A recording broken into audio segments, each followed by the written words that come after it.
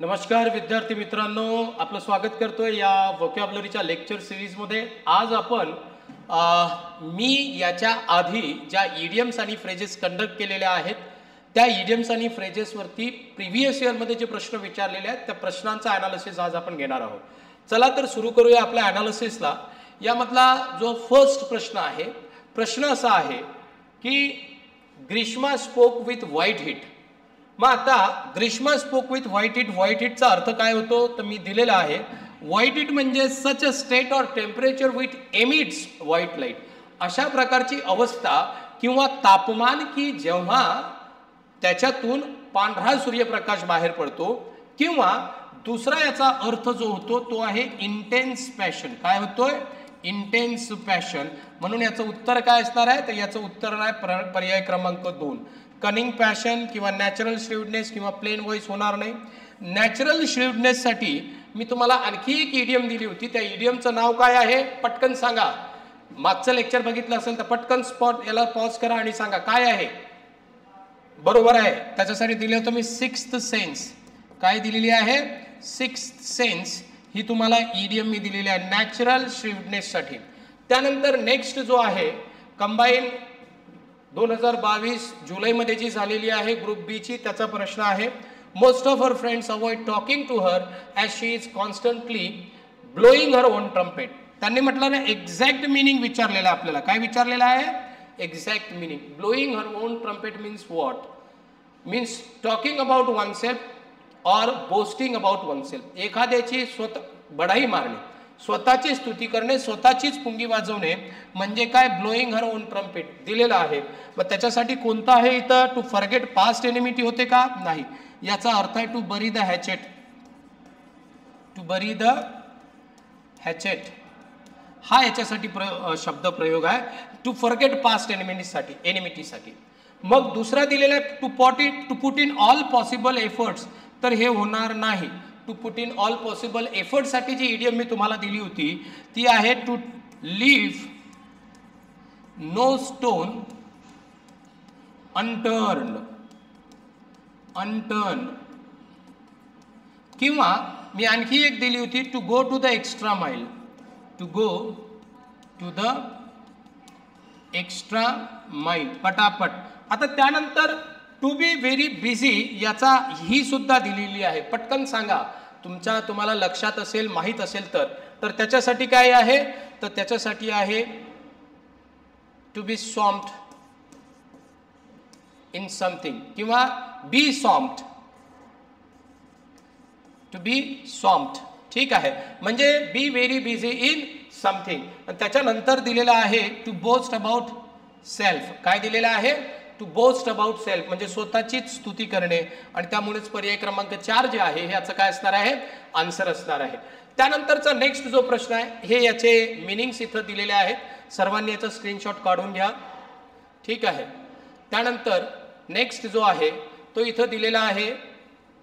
तो म्हणते she gave her hand to a good looking young seller.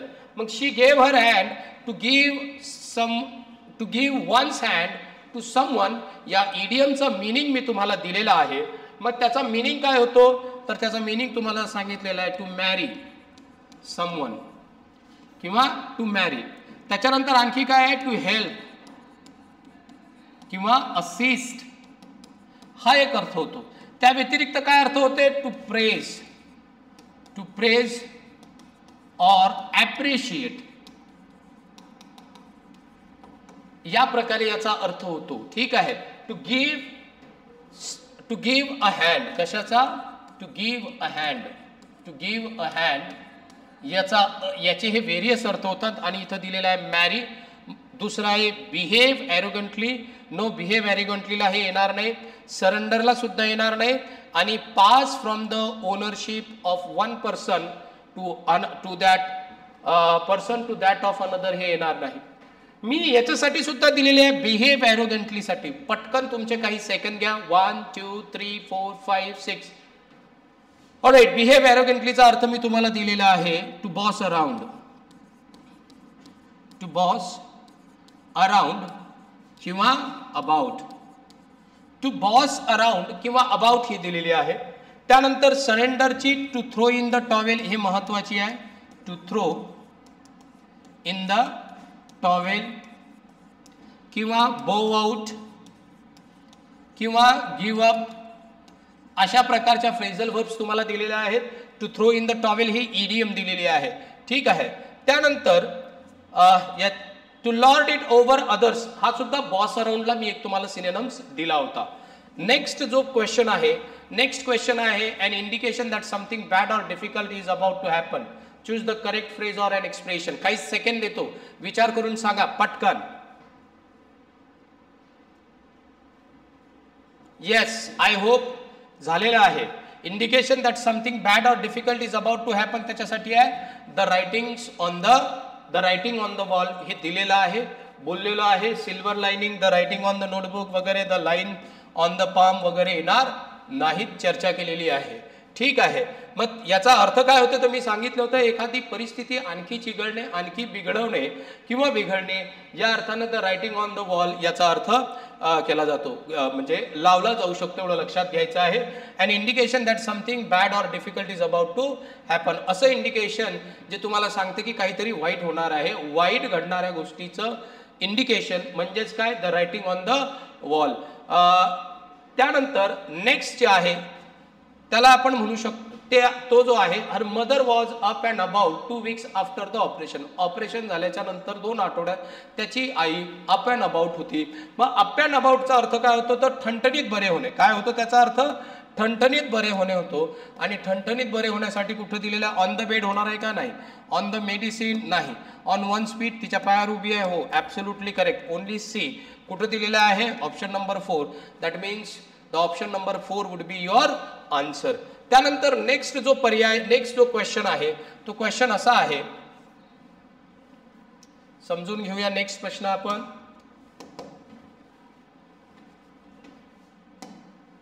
Next प्रश्न आहे fill in the blanks. The calling the blank black, the blank calling the blank black. याचा ही एक idiom आहे. The pot calling the kettle. मग kettle आहे का इथं नाही, हे दिलेलं नाही, इथं दिलेलं. The pot calling the kettle black याचा अर्थ होते to blame someone for the fault that you yourself have. स्वतःच्या डोळ्यात मुसळ, आपल्याला म्हणतो ना आपण दुसऱ्याच्या डोळ्यातलं पुसळ दिसते पण स्वतःच्या डोळ्यातलं मुसळ दिसत नाही, त्यासारखी एक ही आहे. म्हणजे एक गाढव दुसऱ्या गाढवाला गाढव म्हणते, या प्रकारची ती म्हण असू शकते, एवढं लक्षात घ्यायचं आहे. ठीक आहे. नेक्स्ट वन जी आहे, नेक्स्ट जो क्वेश्चन आहे तो क्वेश्चन आहे अगेन हे याचं एक्सप्लेनेशन आहे, थोडक्यात ऑलरेडी दिलेलं आहे. In a brown study, take your time and answer this question. In a brown study, in a brown study, yes, I hope you got the answer. Lost in a daydream और lost in a thought. विचारात मग्न, एखाद्या विचारात हरवून जाणे, not to be aware about what is happening around, that means daydreaming. म्हणजे काय होते इन अ डे ड्रीम और in a Rewari. In a रेवरी म्हणजेच काय तर डे ड्रीम हे सिनोनिम आहेत. आपल्याला ऑड विचारलेला आहे. Lost in a thought, yes, day dream म्हणजे काय आपल्याच विचारात मग्न असणे. इन अ रेवरी मस्तपैकी स्वप्न पाहणे, आपल्याच विचारात गुंतलेलं असणे. मग हे तिन्ही एकामेकाशी मिळते जुळते आहेत. पण इन डेलिब्रेशनचा अर्थ जो होतो तो होते to do something with pondering over. एखाद्या गोष्टीवरती विचार करून एखादी कृती करणे, हा त्याचा काय होतो अर्थ होतो इन डिलिबरेशन. त्यामुळे इथं ऑड मध्ये काय आहे तर ऑड मध्ये पर्याय क्रमांक 3 आहे आणि म्हणूनच तो आपलं काय झालेला आहे आन्सर. नेक्स्ट वन आहे she is leading a dog's life as her husband is an alcoholic and without a job. मग लिडिंग अ डॉग्स लाईफ म्हणजे काय to lead a very pathetic or unpleasant life. इथं काय दिलेलं आहे life of misery. Yes, हे absolutely answer येते. Life in which partners are constantly fighting किंवा क्वारलिंग त्याला म्हणतात to live in a constant strife. याच्यासाठी काय आहे to live in a constant strife या प्रकारची इडियम तुम्हाला लिहून दिलेली आहे. To do or say something that disturbs the peace याच्यासाठी दिलं होतं मी to upset the apple cart. To upset the apple cart हा लिहून दिलेला आहे, सर्वांनी बघून घ्या. याच्या आधीचं लेक्चर बघून जर हे बघितलं ना तर तुम्हाला हे क्वेश्चन सोडवायला मजा येईल. आणि याच्या आधीचं न बघता हे बघत असाल तर मात्र मजा येणार नाही. किंवा याच्यासाठी to stir the hornets nest हे सुद्धा दिलेलं आहे मी. To stir the hornet nest हे या प्रकारची एक इडियम दिलेली आहे.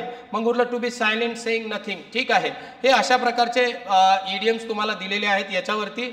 मग याचं उत्तर काय येणार आहे? ओनली ए कुठं दिलेलं आहे? पर्याय क्रमांक 1 मध्ये.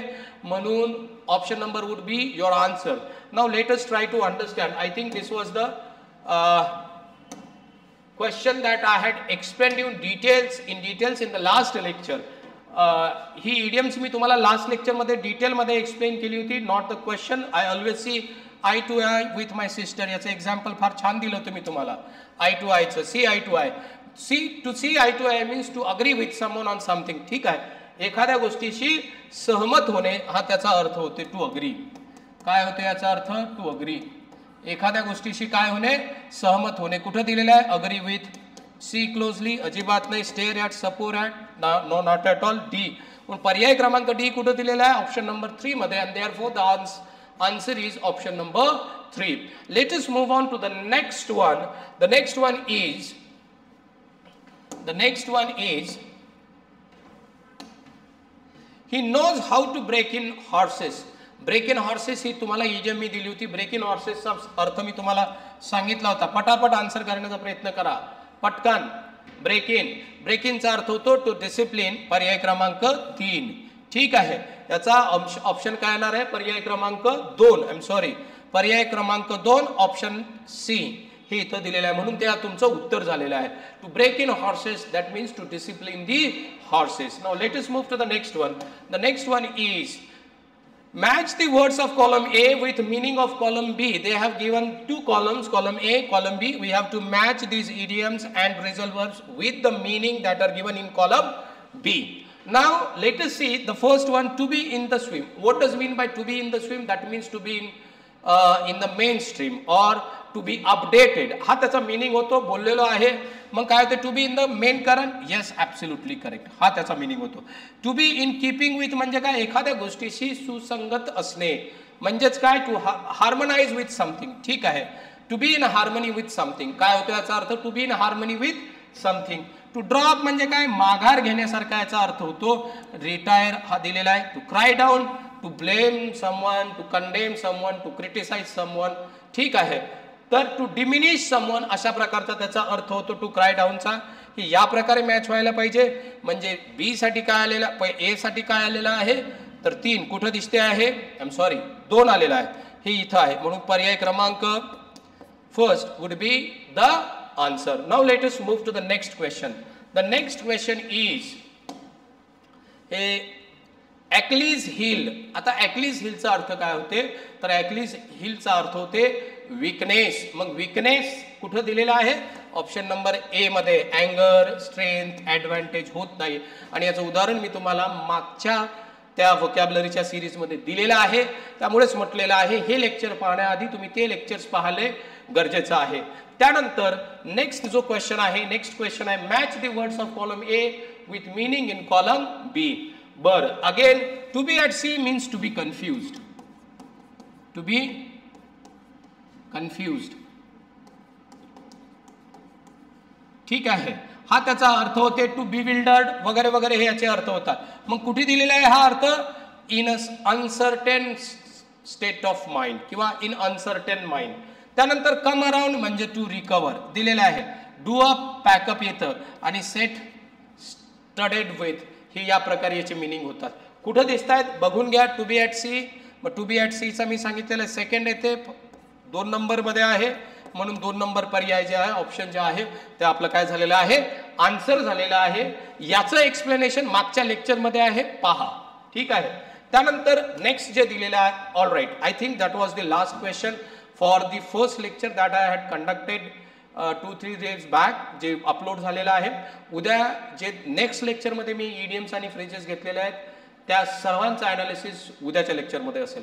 Thank you very much guys. See you in the next lecture.